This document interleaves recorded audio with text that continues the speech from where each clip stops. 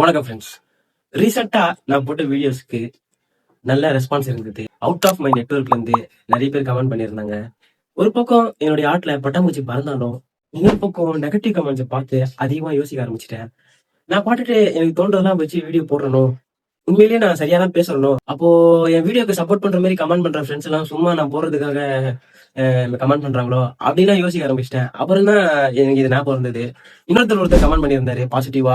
அது எனக்கு மோட்டிவேஷனா இருந்தது. பட் ஆனா நான் பாருங்களேன், இதை மறந்துட்டு அந்த நெகட்டிவ் சைடு நெகட்டிவ் கமெண்ட்ல மட்டும் நான் கவனம் செலுத்தி தெரிஞ்சிருக்கேன். இதுல இருந்து நான் என்ன தெரிஞ்சுக்கிட்டேன்னா, மனுஷன் மனசு வந்து நெகட்டிவிட்டிக்கு அதிகமா பவர் கொடுக்குது.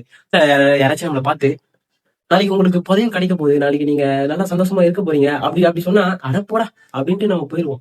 ஆனா திடீர்னு யாராச்சும் வந்து நாளைக்கு நீங்க சுத்த போறீங்க, அப்படி போகாதீங்க உங்களுக்கு ஆக்சிடென்ட் ஆயிடும் அப்படின்னு சொல்லி பயமுறுத்தும் போது பகு பகு பகு பகுன்னு நம்மளுக்கு பயம் வந்துருது. இது வந்து என்ன புரிஞ்சுக்கிட்டேன்னா, நெகட்டிவ் விஷயங்களுக்கு அதிக பவர் இருக்கு. அதுக்கு அதுக்கு அதுக்கு நம்ம அதிகமா பவர் கொடுக்கணும்.